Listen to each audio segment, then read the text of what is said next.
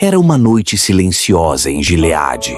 As estrelas brilhavam, pontilhando o céu como uma promessa, mas a vila parecia pesada, como se carregasse um segredo.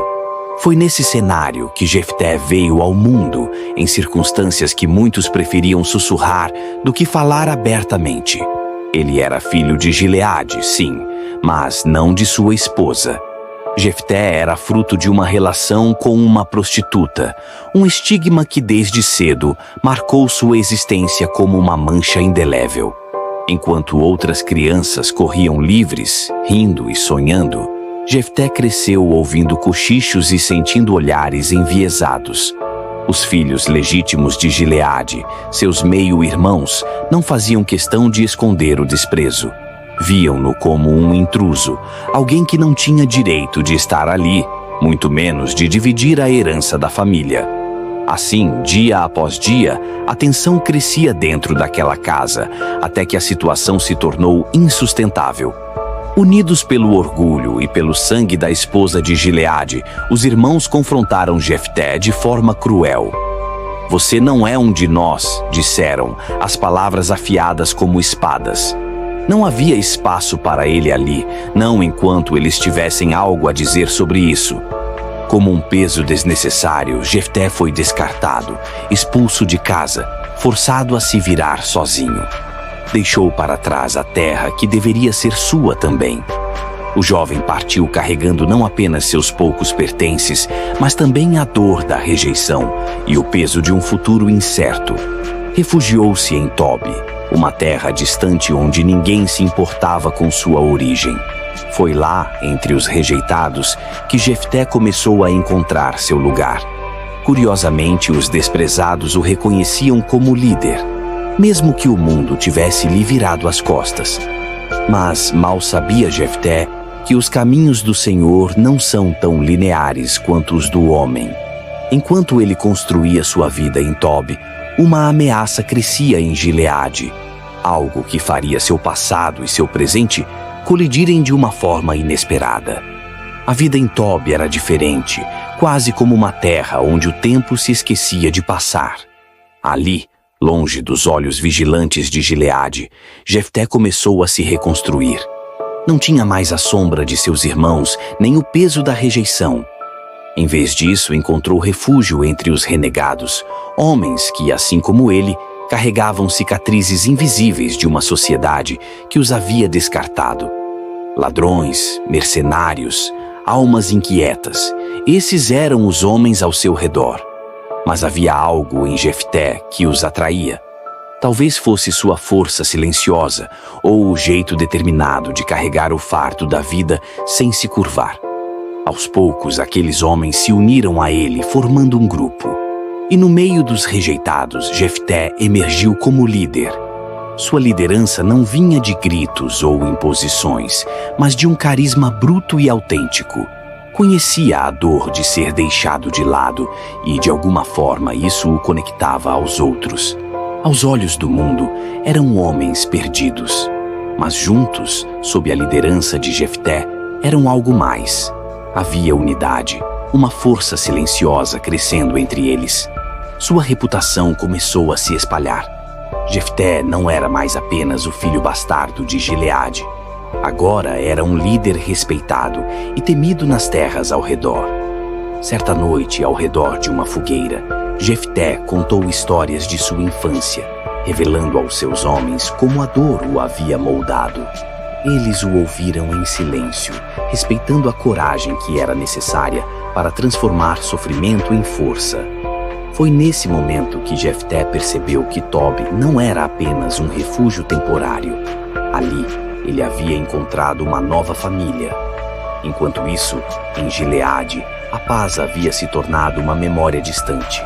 Os amonitas, impiedosos e implacáveis, avançavam com força, devastando tudo em seu caminho. Suas incursões não eram apenas ataques, eram declarações de domínio, um lembrete de que estavam determinados a tomar a terra que há muito cobiçavam. Aldeias eram queimadas, colheitas saqueadas e o povo aterrorizado buscava refúgio onde podia. O conselho dos anciãos se reuniu em meio à crise. Eram homens experientes, mas agora pareciam perdidos, incapazes de encontrar uma saída. Quem lideraria Israel contra os amonitas? Não era apenas uma questão de habilidade militar. Era preciso liderança, alguém que o povo respeitasse e seguisse sem hesitar.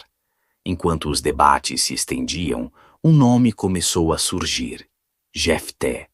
Ele estava longe, sim, vivendo entre renegados em Tob, mas sua fama como líder forte e destemido havia cruzado as fronteiras. As histórias sobre suas vitórias e sua capacidade de unir homens desajustados chegavam a Gileade como um eco distante. Sem alternativas, decidiram procurá-lo. Homens foram enviados até Tob, viajando por caminhos perigosos, guiados mais pela necessidade do que pela vontade. Quando finalmente encontraram Jefté, ele estava rodeado por seus homens, os olhos atentos, carregando a postura de um líder que sabia o valor da força. Os emissários de Gileade falaram, pedindo sua ajuda, e houve um silêncio pesado. Jefté os olhou como se pesasse cada palavra. Aqueles que o rejeitaram agora clamavam por sua liderança. "Vocês não me odiaram?"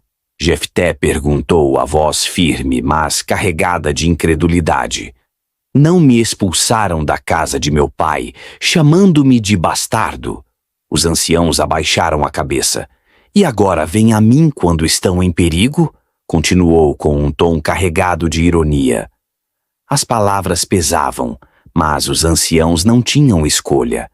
Com humildade, admitiram seus erros e imploraram para que Jefté voltasse e liderasse Gileade contra os amonitas. Prometeram mais do que desculpas.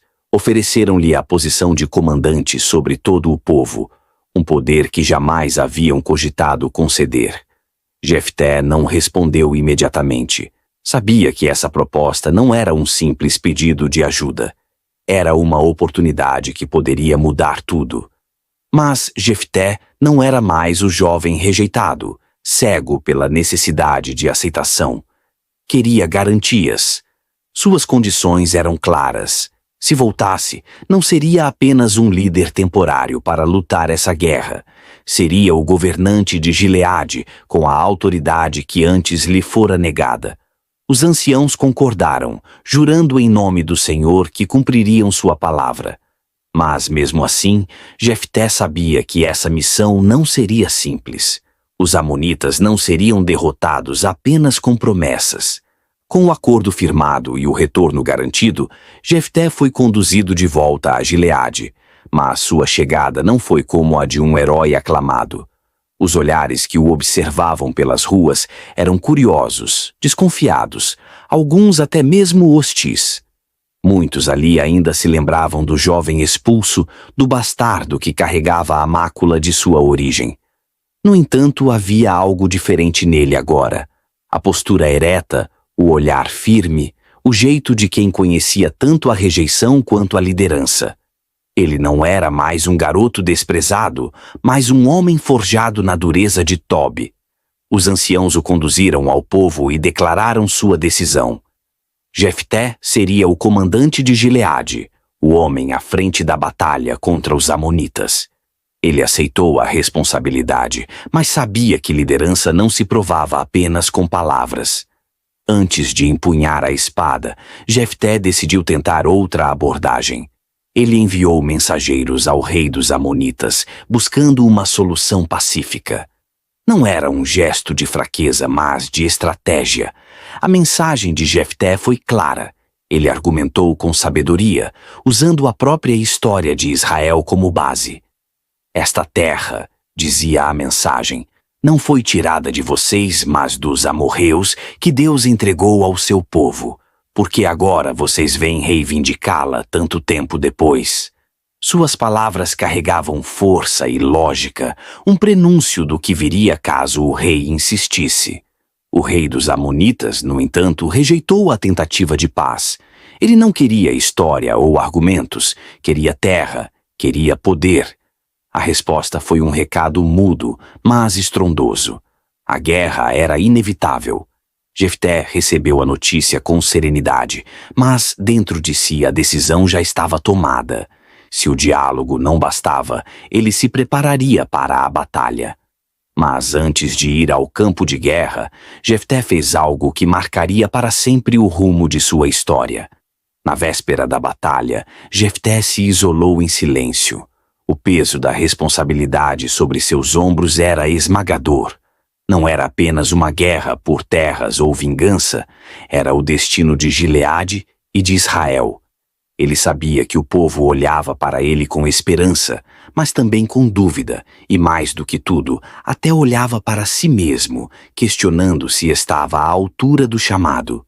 Foi então que, em um ato de joelhos com as mãos cerradas, como quem segura o próprio destino, Jefté fez um voto.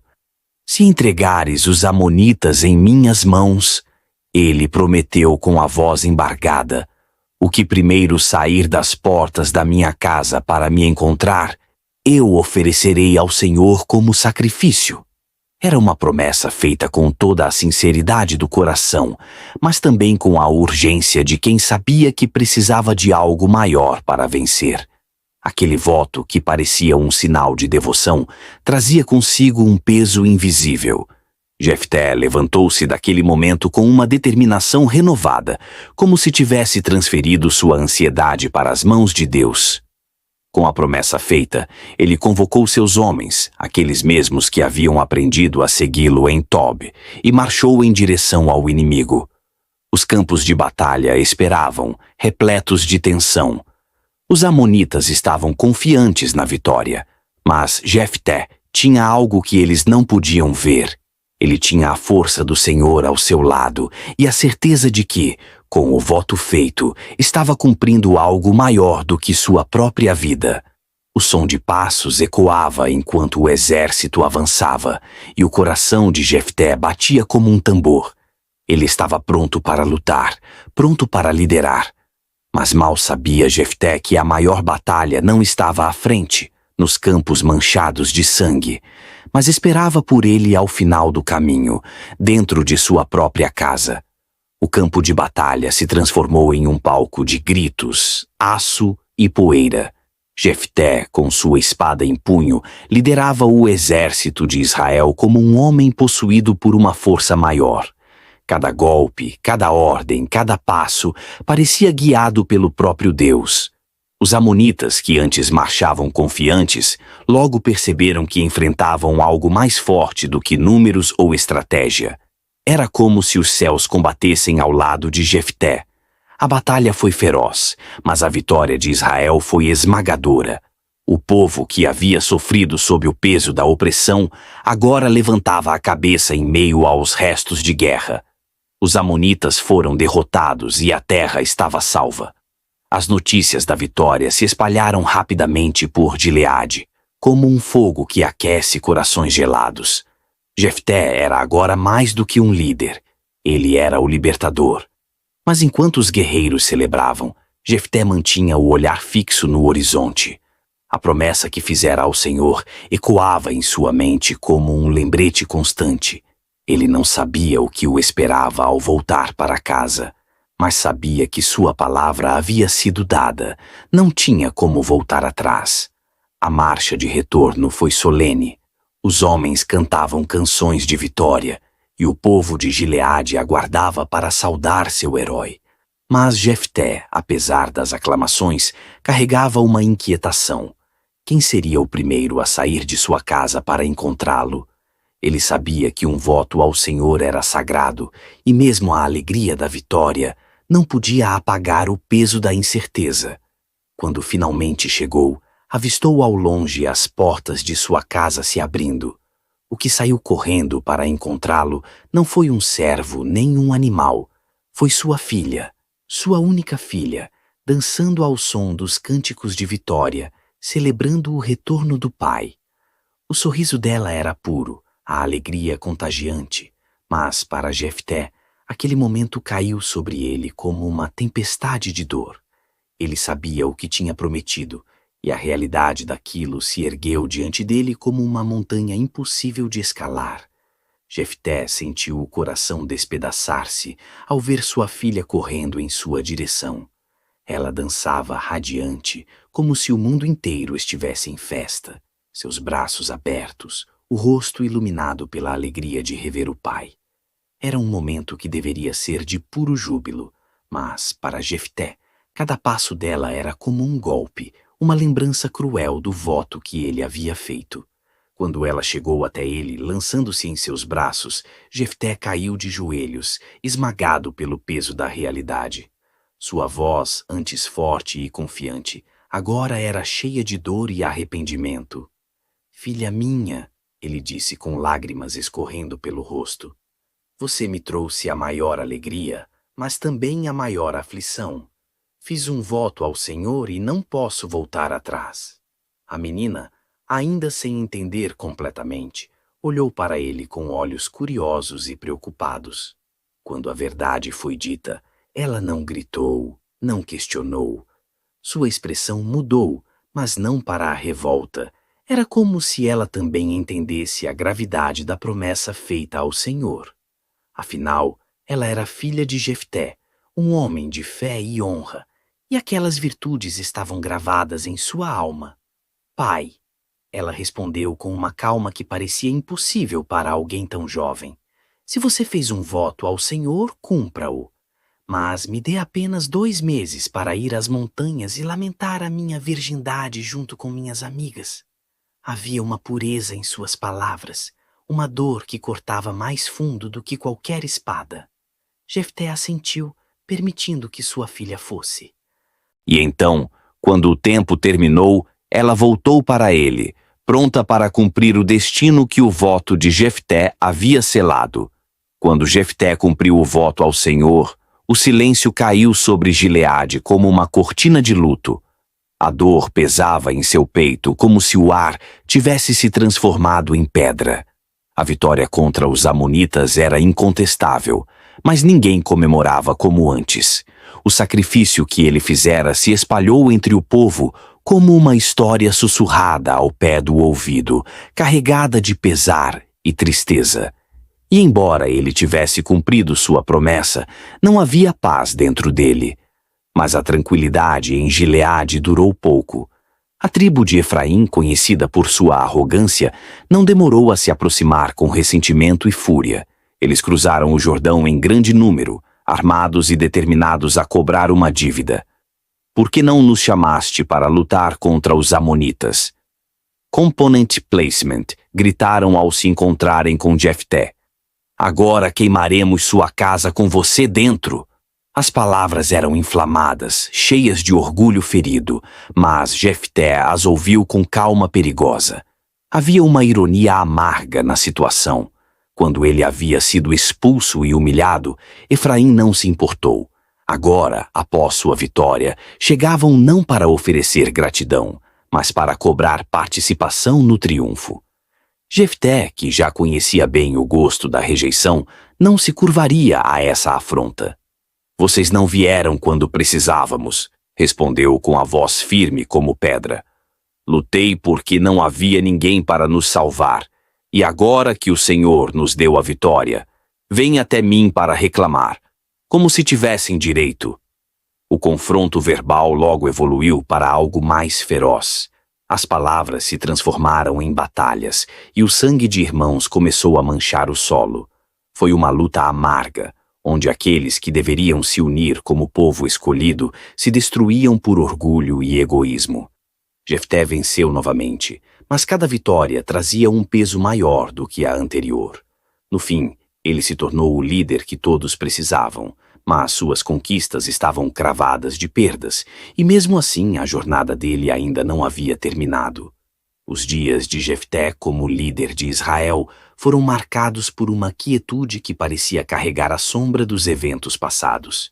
Ele governou por 6 anos, um período de relativa paz externa, mas de profundas cicatrizes internas. A guerra contra os amonitas havia terminado, a disputa com Efraim fora vencida, mas o custo dessas vitórias era evidente em cada linha de seu rosto e no peso silencioso de seus passos. Embora fosse respeitado como libertador, Jefté nunca conseguiu escapar das lembranças do sacrifício que fizera.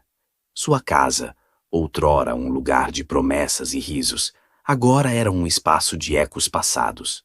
O povo reconhecia seu valor, mas ele sabia que os olhares carregavam mais compaixão do que admiração. Não havia celebração em sua liderança, apenas a aceitação do inevitável. Ainda assim, Jefté permaneceu fiel ao papel que o Senhor lhe havia dado. Ele era um juiz firme, guiado não por ambição, mas por um senso inabalável de dever. Aquele que fora rejeitado e marginalizado tornou-se uma figura central na história de Israel, um lembrete de que Deus escolhe líderes de maneiras que desafiam o entendimento humano. Mas o silêncio de sua liderança era tão significativo quanto os gritos de vitória no campo de batalha. Era como se cada decisão, cada ato, fosse uma tentativa de reconciliar o homem que ele era com o peso do que havia perdido. Seus anos finais foram vividos com a mesma simplicidade com que liderou, mas sua história permanece viva, contada de geração em geração, não apenas por sua coragem ou liderança, mas pelo profundo mistério de sua jornada, cheia de paradoxos e lições. Havia algo na vida de Jefté que parecia gritar e sussurrar ao mesmo tempo. Uma história que não podia ser ignorada, mas também não era fácil de entender completamente. Enquanto seus dias se esvaíam, suas lições continuavam a ecoar, convidando todos a refletir sobre o preço do compromisso, a força na rejeição e a complexidade do chamado divino. A história de Jefté não termina com grandiosas celebrações ou aplausos incessantes. Ela se dissolve no tempo, deixando atrás de si um eco de reflexões e ensinamentos que atravessam gerações. Ele foi um homem improvável para o papel que Deus lhe deu, escolhido não por sua origem ou status, mas por algo maior, invisível aos olhos humanos, um lembrete poderoso de que o Senhor olha para o coração, não para as aparências ou circunstâncias. Jefté nos ensina que a rejeição pode se transformar. Sua liderança nasceu de cicatrizes, e é justamente nelas que está sua força, uma prova clara de que o lugar onde o mundo nos derruba pode ser exatamente onde Deus nos levanta. Mas a história de Jefté também nos alerta sobre o peso das promessas feitas em momentos de desespero. Seu voto ao Senhor foi sincero, mas carregado de impulsividade. Ele nos mostra que até mesmo os compromissos mais bem-intencionados precisam ser feitos com sabedoria, pois têm consequências que podem transformar vidas para sempre. A dor de Jefté ao cumprir seu voto não é apenas um marco trágico em sua jornada, mas uma advertência que ressoa em nossas próprias decisões. E por fim, Jefté nos deixa com a complexidade do chamado divino. Não foi um caminho fácil nem livre de dor, mas foi significativo. Sua vida é como um mosaico com peças de triunfo, sacrifício e redenção, convidando-nos a refletir sobre como respondemos ao que Deus coloca diante de nós. Enquanto sua história se encerra, as lições continuam. Jefté vive nas histórias que contamos, nos momentos em que enfrentamos rejeição, nos sacrifícios que fazemos e na fé que nos sustenta. Mesmo quando o preço parece alto demais, ele nos lembra que em cada luta há uma oportunidade para confiar, aprender e crescer. Se você gostou da história de Jefté e quer continuar acompanhando outras histórias de fé e superação, não deixe de curtir esse vídeo e compartilhar com quem você ama. E claro, inscreva-se no canal para não perder nenhum conteúdo novo. Juntos, vamos explorar